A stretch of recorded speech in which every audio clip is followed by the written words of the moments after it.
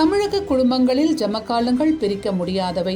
வீட்டிற்கு சொந்த பந்தங்கள் வந்தால் அமர்வதற்கும், விசேஷ நாட்களில் தரையில் உட்கார வைக்காமல் ஜமக்காலத்தை விரித்து உட்கார வைப்பதும் சர்வ சாதாரணமாக நடப்பவை. ஆனால் இந்த ஜமக்காலங்கள் தமிழ்நாட்டை கடந்து, ஏன் இந்தியாவையே கடந்து லண்டன் ஃபேஷன் வீக் நிகழ்ச்சியில் பங்கேற்று பலரின் பாராட்டுகளை பெற்றிருக்கிறது.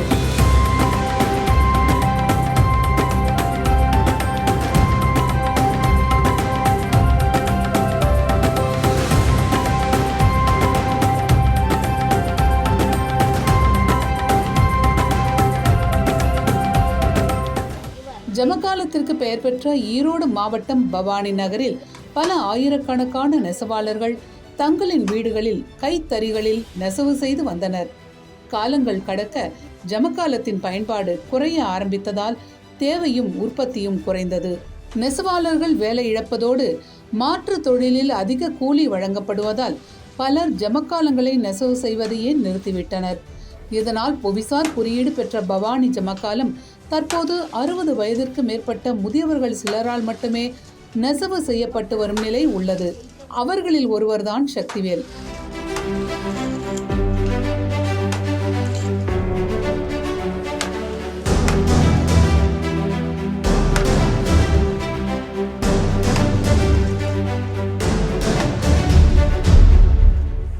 முன்னெல்லாம் ஜமக்காலம் நல்லபடியாக இருந்ததுங்க.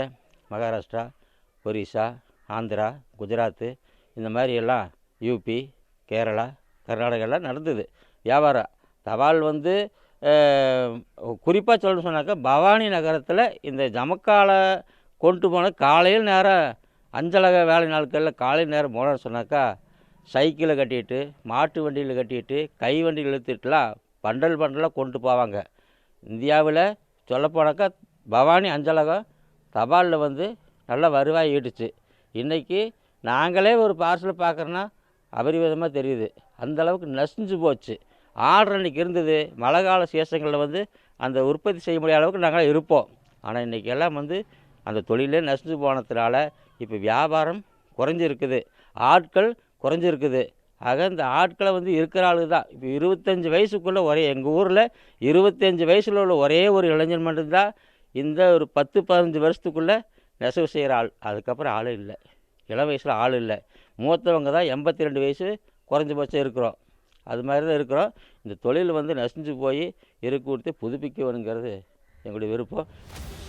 இந்நிலையில் சக்திவேலை உலக அரங்கின் முன் நிறுத்தி பெருமை சேர்த்திருக்கிறார் வினோ சுப்ரஜா. திருவண்ணாமலை மாவட்டம் பந்தவாசியை பூர்வீகமாக கொண்டவரான வினோ சுப்ரஜா துபாயில் வாழ்ந்து வருகிறார். ஆடை வடிவமைப்பாளரான வினோ சுப்ரஜா புகழ்பெற்ற பவானி கைத்தறி ஜமக்காலத்தை கடைசி தலைமுறையினர் நெய்து வருவதை அறிந்து அதிர்ச்சி அடைந்தார். இதனால் ஜமக்காலத்தை மதிப்பு கூட்டப்பட்ட பொருளாக மாற்ற எண்ணி அவற்றை கைப்பைகளாக்கி விற்பனை செய்து சந்தைப்படுத்தி வருகிறார்.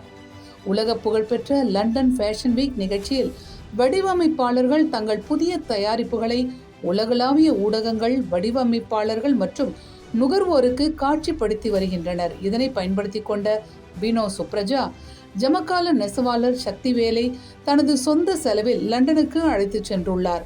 அங்கு செப்டம்பர் 21ஆம் தேதி நிகழ்ச்சியின் முதல் நிகழ்வாக ஜமக்காலத்தை உலகறிய செய்வதற்காக நடன நாடக கலைஞரான வான்மதி ஜெகன் மூலம் தப்பாட்டம் மற்றும் தேவராட்டம் நடனமாடி ஜமக்காலத்தை வித்தியாசமான முறையில் அறிமுகப்படுத்தினார்.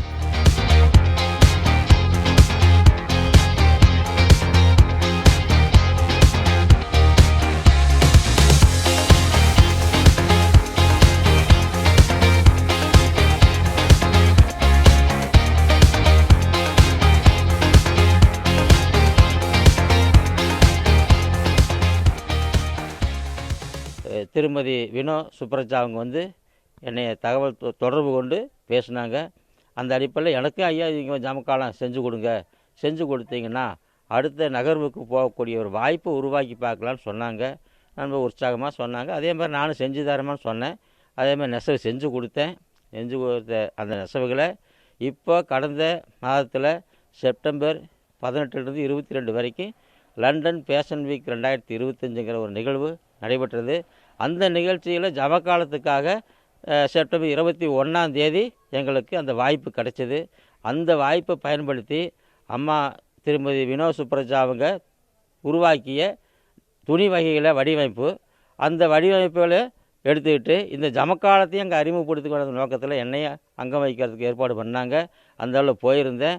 மாடல் பெண்கள்கிட்ட அந்த நாகரிகமான உடைகளெல்லாம் அந்த அம்மா தைச்சி கொடுத்ததை அவங்க அணிஞ்சிட்டு வரவும், அவங்க இந்த ஜமக்காலத்தால் உருவாக்கப்பட்ட புதிய முறையில் உருவாக்கப்பட்ட இந்த பேக்கு வகைகள், பை வகைகள், கைப்பை வகைகள்லாம் அவங்க அதை கையில் கொண்டுகிட்டு தோளில் அணிஞ்சிட்டு வரக்கூடிய அந்த ஒரு நிலையை உருவாக்கி கொடுத்தாங்க அந்த ஷோவில். அதே சமயத்தில் ஜமக்காலம்னா என்ன, அந்த ஜமக்காலம் எப்படி இருக்கும், அதை எப்படி அறிமுகப்படுத்துறது, அந்த நோக்கத்தில் அம்மா அங்கே டான்ஸ் பரம்பரையாக இருக்கக்கூடிய பாரம்பரியமிக்க டான்ஸரு திருமதி வான்மதி ஜெகனை வரவழைச்சி அந்த டான்ஸ் ப்ரோக்ராம் மூலமாக ஜமக்காலத்தை அங்கே விரித்து காட்டி நல்லா டான்ஸ் ப்ரோக்ராம் பண்ணாங்க. தொடர்ந்து ஜமக்காலத்தால் உருவாக்கப்பட்ட கைப்பைகளை மாடல்களை கொண்டு ஒய்யார நடைபோட வைத்தார்.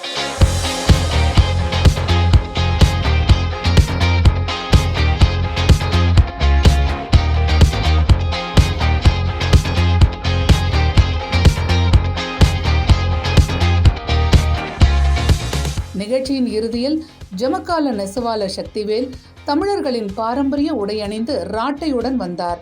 அவருடன் வடிவமைப்பாளர் வினோத் சுப்ரஜாவும் ஃபேஷன் மேடையில் நடைபோட்டார்.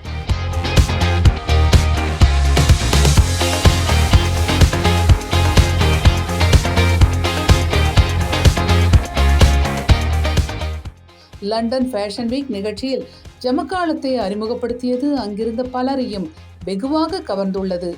இது குறித்து பேசிய வடிவமைப்பாளர் வினோத் சுப்ரஜா, பவானி ஜமக்கால நெசவு தற்போது பல மடங்கு குறைந்துவிட்டது என்றும் மக்கள் ஜமக்காலத்தின் பயன்பாட்டை தவிர்த்து வருவதாகவும் வேதனை தெரிவித்தார். இதனால் ஜமக்காலத்தை மாற்று பயன்பாட்டிற்கு எடுத்துச் செல்லும் முயற்சியாக ஜமக்கால கைப்பை தயாரிக்கப்பட்டது என்றும் தற்போது லண்டன் ஃபேஷன் வீக் நிகழ்ச்சியிலும் காட்சிப்படுத்தியதாகவும் குறிப்பிட்டார். இதன் மூலம் பவானி ஜமக்காலம் தற்போது உலகத்தின் கவனத்தை ஈர்த்திருப்பதாக கூறும் வினோத் சுப்ரஜா, ஜமக்காலத்தை மக்கள் தேடி பார்க்க ஆரம்பித்துள்ளதாகவும் தெரிவித்தார். மேலும் ஜமக்காலத்தை காப்பாற்ற தன்னால் முயன்றதை செய்துள்ள நிலையில் அனைவரும் சேர்ந்து அடுத்த தலைமுறைக்கும் பாரம்பரிய ஜமக்காலத்தை கொண்டு செல்ல வேண்டும் என்றார். ஒரு 2 வருஷம் முன்னாடி பவானிக்கு நான் வந்திருந்தப்போ ஜமக்காலம் எப்படி பண்றாங்கன்னு பாக்குறதுக்காக அப்போ நான் பார்த்த விஷயம் என்ன கொஞ்சம் பாதிச்சுது. என்னன்னா நிறைய தறிகள் ஓடாம இருந்துச்சு. அண்டு நெசவு செய்யறவங்க எல்லாருமே வயசானவங்களா இருந்தாங்க. நெசவாளிகளோட பேசிட்டு இருக்கும்போது அவங்க என்ன சொன்னாங்கன்னா, இப்போ பவானி ஜமக்காலத்துக்கான டிமாண்ட் ரொம்ப கம்மியாயிடுச்சு. அண்ட் ஆல்சோ யங்ஸ்டர்ஸ் யாரும் இந்த துறைக்கு வரமாட்டேங்கிறாங்க அப்படின்னு அவங்க என்கிட்ட சொல்லியிருந்தாங்க. ஸோ நான் திரும்பி போகும்போது யோசிச்ச ஒரு விஷயம் என்னன்னா, ஏன் இந்த டிமாண்ட் கம்மியாகுது அப்படின்னா, பவானி ஜமக்காலம் அப்படிங்கிற விஷயத்த நம்ம தரையில விரிச்சு எல்லா நல்ல காரியங்களுக்கும் அது மேலதான் நம்ம எல்லாரும் உட்காருவோம். பட் இப்ப எல்லாரும் தரையில உட்காரதையே நிறுத்திட்டோம். அதனால இதுக்கான டிமாண்ட் குறைஞ்சிட்டு இருக்கு. இப்ப நம்ம போய் உலகத்துல எல்லாருக்கிட்டையும் மறுபடியும் தரையில உட்காருங்கன்னு சொல்ல முடியாது, கேட்க முடியாது. ஏன்னா உலகம் இவால்வ் ஆகி போயிடுச்சு. ஸோ இப்போ உள்ள உலகத்தோட ரெலவெண்டா இந்த ஜமக்காலம் டெக்ஸ்டைல வேற என்னவா ரீஇமேஜின் பண்ணலான்னு யோசிச்சேன். ஏன்னா பவானி ஜமக்காலம் அப்படிங்கிற இந்த டெக்ஸ்டைலுக்கு ஒரு ஸ்ட்ராங்கான விஷுவல் ஐடென்டிட்டி இருக்கு. நம்ம எங்க பார்த்தாலும் உலகத்தோட எந்த மூலையில நம்ம ஜமக்காலத்தை பார்த்தாலும் இது பவானி ஜமக்காலம்னு நம்மளால ஐடென்டிஃபை பண்ண முடியும். அந்த ஸ்ட்ரைப்ஸ் ஆகட்டும், அந்த கலர்ஸ் ஆகட்டும், அந்த கலர் பிளாக்கிங் ஆகட்டும், அது அதோட சிக்னேச்சர் ஸ்டைல் இல்லையா? ஸோ இந்த மாதிரி ஒரு ஸ்ட்ராங்கான விஷுவல் ஐடென்டிட்டி உள்ள ஒரு டெக்ஸ்டைலை இப்படியே நம்ம போயிட விடக்கூடாது. நம்மளால நம்ம பிராண்ட் மூலமா என்ன பண்ண முடியும் அப்படின்னு யோசிச்சப்ப ஒரு 4-5 விதமா இதை ரீஇமேஜின் பண்ணலாம் அப்படின்னு ஐடியாஸ் வந்துச்சு. அதுல முதல்ல நாங்க ட்ரை பண்ணது பவானி ஜமக்காலத்தை வச்சு ப்ரீமியம் லக்ஸுரி விமென்ஸ் ஹேண்ட்பேக்ஸ் பண்ணோம். ஏன்னா நாங்கள் விற்பனை பண்ணுறது துபாய் அண்ட் சிங்கப்பூரில். ஸோ இந்த மார்க்கெட்டில் நம்ம விற்கிறதுக்கு அதை லக்ஸுரி ப்ராடக்டாக பிளேஸ் பண்ணணும் அப்படின்னு ரொம்பவே ஆசைப்பட்டோம். அண்ட் அதுக்காக 1 வருஷம் ரிசர்ச் அண்ட் டெவலப்மெண்ட் பண்ணி அந்த ப்ராடக்ட்டை டெவலப் பண்ணி இப்போ துபாயிலையும் சிங்கப்பூர்லையும் விற்பனை பண்ணிகிட்ருக்கோம். சக்திவேல் ஐயா தான் எங்களோட பிராண்டுக்கு, எங்களோட பேக் கலெக்ஷனுக்கு உள்ள ஜமக்காலம் ஃபுல்லாக பண்ணுறது சக்திவேல் ஐயா தான். அண்ட் 50 வருஷத்துக்கு மேலே நெசவு செஞ்சுட்டு இருக்காரு. இது ஒருத்தரை கூட்டிகிட்டு போய் நாங்கள் கௌரவப்படுத்துறதா நாங்கள் நினைக்கல. பவானி ரீஜன்ல இருக்கிற இப்பவும் ஜமக்காலம் நெய்துகிட்டு இருக்க எல்லா வியூவர்ஸோட ரெப்ரசன்டேட்டிவா சக்திவேல் ஐயாவை அங்க நாங்க கூட்டிட்டு போனோம். இது அத்தனை நெசவாளர்களுக்கும் எங்களோட ஒரு சின்ன சமர்ப்பணம். எவ்ரி டைம் ஏதாவது ஒரு ஹெரிட்டேஜ் கிராஃப்டை எடுத்து ஒரு பிராண்டு உலக அரங்கில் ப்ரெசென்ட் பண்ணுறாங்கன்னா அதுக்கான மொத்த கிரெடிட்ஸையும் அந்த பிராண்டோ அந்த டிசைனரோ எடுத்துக்கிறதோ இல்லை அந்த துணிகளை போடுற ஸ்டார்ஸும் பெரிய பெரிய செலிபிரிட்டிஸும் எடுத்துக்கிறதும் மட்டும்தான் நடந்துட்டு வந்துட்டு இருக்கு.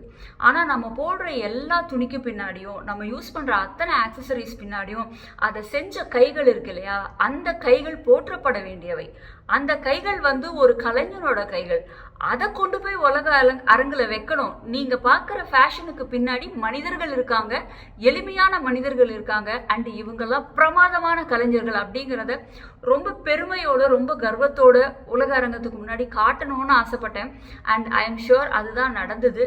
இந்த ஈவெண்ட் முடியும் போது ஐயா என் கூட அந்த கயிறாட்டையை எடுத்துட்டு வேஷ்டி சட்டை அங்கவஸ்திரம் போட்டுட்டு ரேம்ப்ல நடந்து வரும்போது எல்லாரும் சொன்ன ஒரு விஷயம், எல்லாரும் கண்களும் கலங்கிச்சு, எல்லார் முகத்துலேயும் ஒரு புன்னகை வந்துச்சு. ஷோ முடிஞ்சப்புறம் அத்தனை பேரும் சொன்ன ஒரு விஷயம், நாங்கள்லாம் ரொம்ப இமோஷ்னலாக மூவ் ஆகிட்டோம் அப்படின்னு சொன்னது தான்.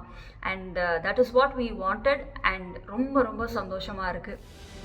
ஜமக்கால நெசவை காப்பாற்ற லண்டன் ஃபேஷன் வீக் நிகழ்ச்சியில் கலந்து கொண்டது ஜமக்கால நெசவை முன்னேற்ற பாதையில் பயணிக்க வைக்கும் என்று நம்பிக்கை அளித்திருப்பதாக தெரிவிக்கும் கைத்தறி ஜமக்கால நெசவாளர் சக்திவேல், சிறு வயதிலிருந்தே கைத்தறி ஜமக்காலத்தை நெசவு செய்து வருவதாகவும் கூலி உயர்வு மற்றும் பள்ளி கல்லூரிகளில் பாடப்பிரிவு ஏற்படுத்த வேண்டும் என்றும் அரசுக்கு கோரிக்கை விடுத்தார்.